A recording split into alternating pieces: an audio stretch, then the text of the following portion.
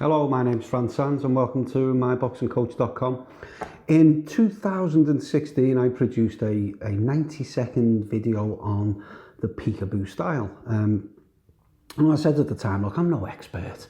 You know, I just picked out what I think are three key things of the peekaboo style.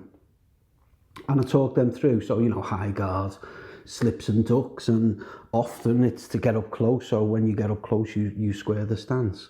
And I was very interested by response. Most of the time, I'm very lucky, most of the people who leave comments with me are either very complimentary or they, you know, even if they disagree, often they'll do it in a very polite way, and I love that. I love people who have a different opinion, and I think having that exchange of ideas and that conversation is a really strong and positive thing to be. But what I want to do is read out some of the comments, okay? And the title of this video, obviously, the one I'm doing now is Peekaboo, why is everyone an expert? Let me read you through some of the comments, and then I just want to talk you through a few ideas. I'm going to read them as they were written, okay?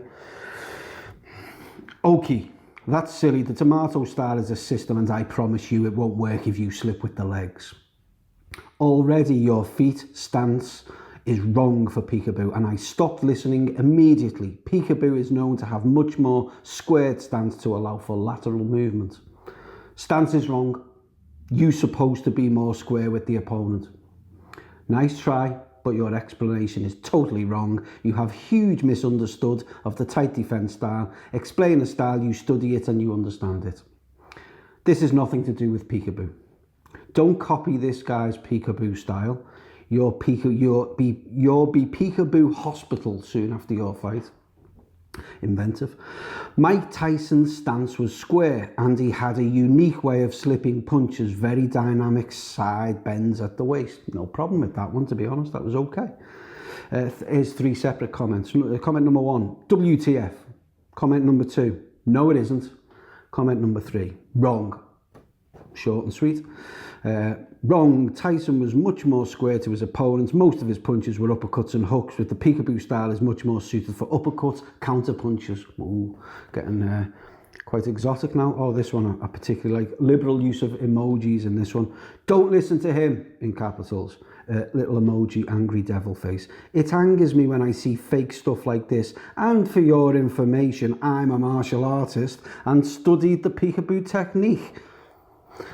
Although he was right about the slips, this is not defensive, capital letters. You are trying to get hit, especially the head, and always stay centre line, then slip and hit.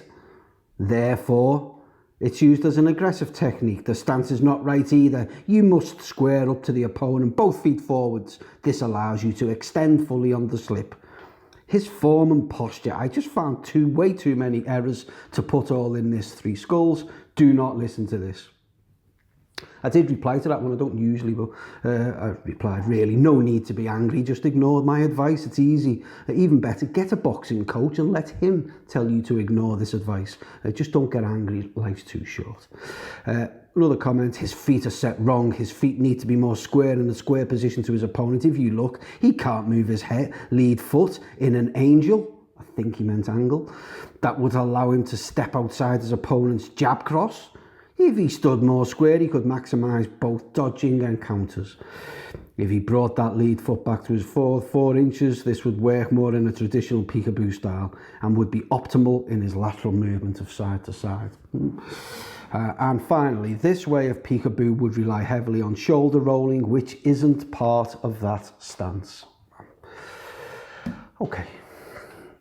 The problem I have is that with things like peekaboo, it becomes a doctrine almost. It becomes a self-fulfilling prophecy. You know, I'm peekaboo. I'm this height, or I'm built a similar way to Mike Tyson, so I will do peekaboo, and that will be me, and I will be amazing at it. And it's one thing I'll do, and it blinds it to everything else. I try not to look at things like that. I think. My perception of peekaboo, all of that stuff in there about the square stance, Mike Tyson at his peak, I can't think of any boxers who have a fully frontal square stance at long range. If Tyson had have had a squared stance at long range, he would never have been able to cover the ground to get close at speed. So it's people like that at long range. Now, when he gets to close range, peekaboo's over with them. It's about vicious combination punching, elite level, very best level combination punching you'll find anywhere. That's where he squared his stance. So it's almost like some of these people think that the Mike Tyson fights began at close range. It was almost like they ignored the fact that he had to get from long range to close range. So, I pick out key things from something like the peekaboo or a Mike Tyson style, and I try and identify those and make them available to the boxers I work with, key elements. A similar thing has come out of the sort of the Philly shell, it's known as. The US boxing manual describes it as half guards, and it's where your one arm is down, the other arm is up. Lots of boxers do it, and the Philly shell was actually a term coined by EA Games in their Fight Night series from the late 90s. So that's actually a computer game term.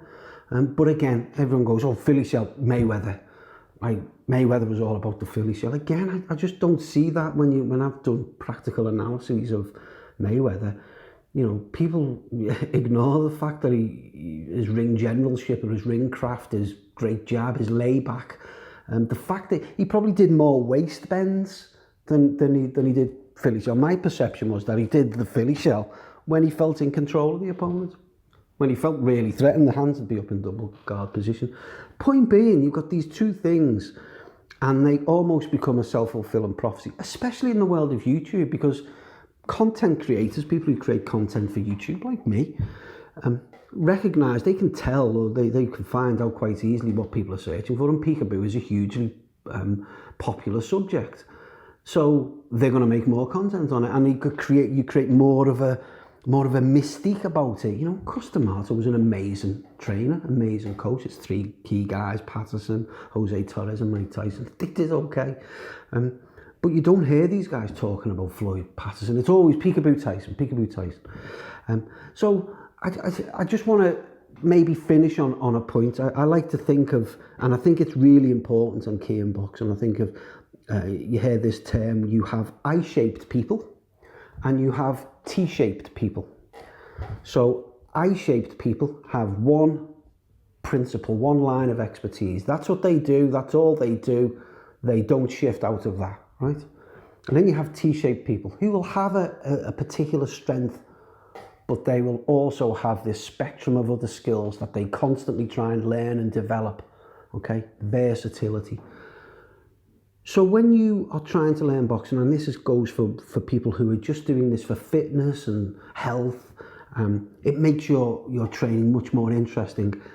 Look at the full range of fighters. Don't say, I want to be peekaboo. Sort of, look at the James Tonys of this world. One of the most versatile fighters you will ever see. Marvin Hagler, Sugar Ray Leonard, Roberto Duran, Chavez, all of these amazing fighters. Look at them all. Don't marry yourself to one thing and say, I'm going to do that. Be T-shaped. Don't be I-shaped. I'm going to finish there. And, feel free to leave comments. And I don't, I love a bit of humour in the comments. I love people to disagree with me, but let's disagree as if we were talking to each other over a drink. Let's not be keyboard warriors and start, typing stuff that is just not something that would be part of a conventional conversation. You can download my Beginner Boxer Toolkit. There should be a link just down to your right. Lots of stuff in there. The really good thing is about the electronic version is you get lots of links in there. So lots of stuff in there about how to build your training regimes and how to structure your sessions and all kinds of interesting stuff in there. So download your electronic version of my Beginner Boxer Toolkit. Otherwise, my name's Franz Sands. Take care of yourself. Still filming from home. Take care of yourself, and I'll see you soon.